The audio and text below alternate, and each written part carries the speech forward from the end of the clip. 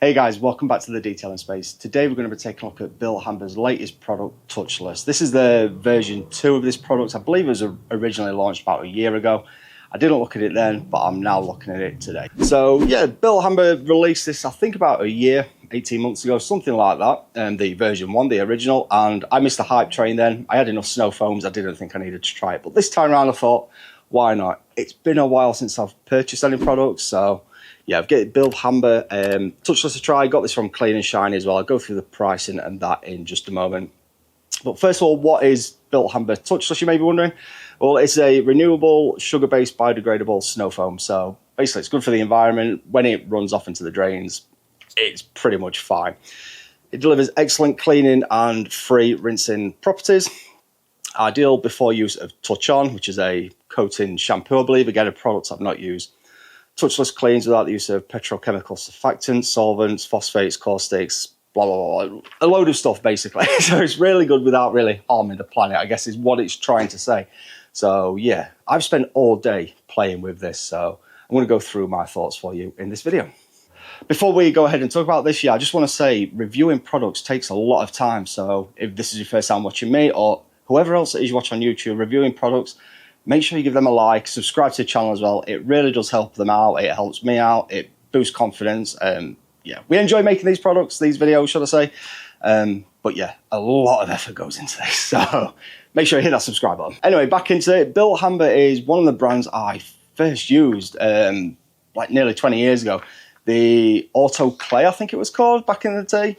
It was like a clay that was sold where you didn't need to use clay lube. So if you was new to claying, it was great. I also use like Auto Wash, Surfex HD. I pretty much always had. I say that I've not had any for a couple of years in the garage, but Surfex HD is another like staple for most detailers. Anyway, Bilt Hamber, yeah, the products, the branding looks absolutely fantastic. You'll typically find a lot of the products just smell chemically. They don't book it up with any colorants that I've noticed from my experience or any fancy fragrances. One thing I have noticed, I can feel the sugar. The bottle's getting sticky. So yeah, there's that. Anyway, as I said, we'll talk about the pricing first of all. So usually I'll look around online at a few different sources, see how much it costs. It's pretty much the same price. I've got the usual Clean and Shiny price and Amazon price. So for a litre of this from Clean and Shiny, it's $9.95. Amazon is $14.84. For 5 litres, it's $29.95 from Clean and Shiny or $39.95 on Amazon. So Amazon's more expensive. So that 5 litre product at $29.95 works out at about £6, $5.99 per litre. Going forward, we're just going to go on the 1 litre cost and we'll round it up, call it a tenner just for easy maths. So with a lot of Bilt Hamber products, or should I say the snow foam, so I think Auto Foam was the other, they work in PIR, product impact ratio. Is that right? Yeah. So whereas most of the brands will just say 10 parts water to 1 part products or 1 litre water and 100 ml of products, these for Bilt Hamber you have to work out the panel impact ratio, which is very easy to work out. So quickly touch on that. You fill up your snow foam cannon with 1 litre of water and then just basically use your pressure washer, empty it on the max setting, by the way, empty it into a bucket and then measure how much you've got. So you'll end up with 1 litre plus whatever the pressure washers push through. So for me, I've got a Kranzel 2160. I was pushing out 16 and a half litres. I think most people with Karchers are running around about 11 or 12 litres to empty. So your maths is going to differ to mine. So for me, so therefore then, you mix this at a 0.5% to 2% dilution. I believe the original version was 1 to 5%. It was as much as 5%. So which basically means if I was to go at a 1% dilution ratio, I'm pushing out 16 litres of water. I need 160 ml of product in my foam lance and then top the rest up to 1 litre. If I was going 2%, it'd be 320 ml. And if I was going 0.5%, it'd be 80 ml. Now, when you take that into account, that sounds like a lot of products. As I say, for 1%, I'm using 160 ml, where typically I would use 100 ml. However, you don't seem to use as much. So I've got the lance back here, and I used this last week on my car for the first time. I've used about 250 ml. You can see where that line is. Usually I would make up about 500 ml of product and pretty much empty it all over the car.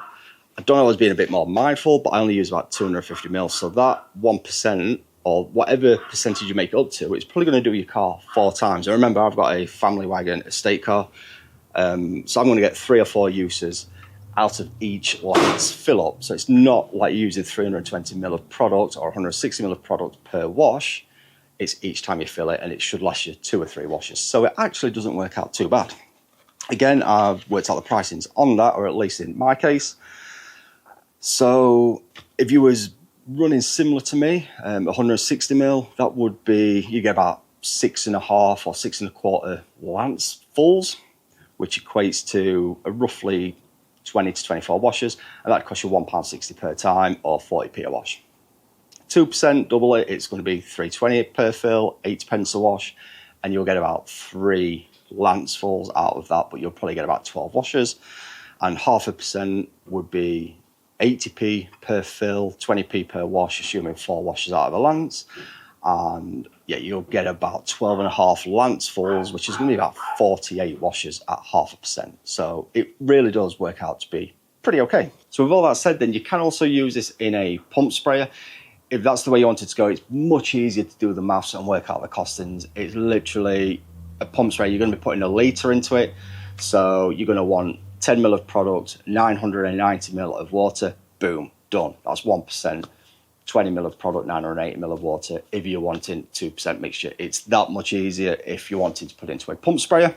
That's all the maths, the costings, ratios, on all of that sort of thing. So onto the testing then, I'll overlay some shots here. So the first test then was the, let's call it a soak test. So I've got the 0.5, 1 and 2% mixtures. I left a strip bare as well. That was just going to test with water. So this panel here is just covered in garden soil, clay, oil, petrol, bit more clay on top for good measure, and let it dry and just bake onto the panel.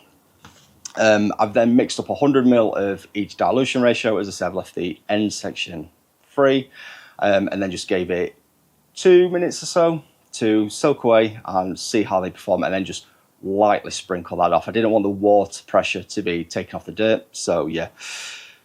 On the soak test then, 0.5%, it was better than water alone, so it's better than having nothing. However, 1 and 2% were far, far much better. In this kind of testing, they seem to fare pretty similar. I will be doing some more testing as well in the coming weeks.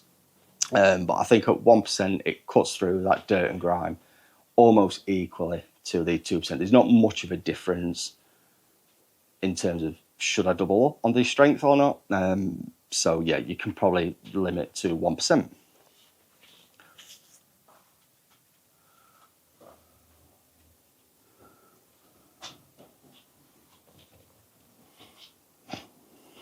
So onto the spray test then with the lance and the pump sprayer. Again, we've done different dilution ratios. So at 0.5%, it's okay, it's a bit thin. It's worth noting as well, I was doing this on a cloudy day. According to my phone, it was about 12 degrees as well. There was no wind, so at 0.5%, it was a much thinner than 1 and 2%. It did cling around, but after about 2 minutes, it was gone. I would say this is probably going to be okay if you're using on a cool, cloudy day, or if your car literally just want to wet it over because it's just got some dust, or maybe you've just been and gone to a show and you just want to get any traffic dust off. 0.5% is going to be okay, but realistically I think you're going to be using 1 or 2%. So 1% looked very similar through the pressure washer lance as it did to the pump sprayer. They both seem to have the same dwell time, the cling, the aeration's a bit more on the pressure washer, and on the 2% that was much thicker. It was much more aerated, it seemed like. What I would possibly say that I noticed is the 1% had more cling than the 2%, and that's possibly due to the weight of the foam on the 2%. Because it was a thicker foam, it dragged down a bit easier. So again, I think 1% is probably the sweet spot, at least in my case. It's all going to depend as well on your flow rate, so how much water comes out your pressure washer, and also the condition of the water in your area, how soft and hard it is. I'm probably in a medium kind of area. I get about 150 parts per million on the water meter. So again, make of that what you will.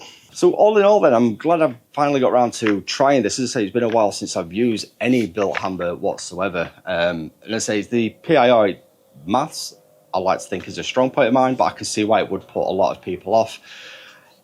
I think you could be okay with just chucking 100ml of that into your lance and topping it up to a litre and then see how you go from there. But for best results, you really want to try and calculate the PIR. The other thing that seems a bit daunting is because when you do watch these kind of reviews, and I've seen a couple, you hear people they're using 200, 300ml of this product in the lance, and you just think, well, that's a lot. It's a tenner, and if I'm using 300 a time, that just seems a hell of a lot of money. But as I said earlier, I used 160ml, made this to a litre, and I've still got about 750ml in that bottle. Yeah, maybe I didn't go around the car twice like I probably would have done before. But again, I'm probably not using that much more than normal. If I had just mixed that up to 500ml at 1%, I would have used 80ml of product rather than the usual 50ml. So yeah, I'm using a tad more, but it's not that much more. It really isn't that much more either.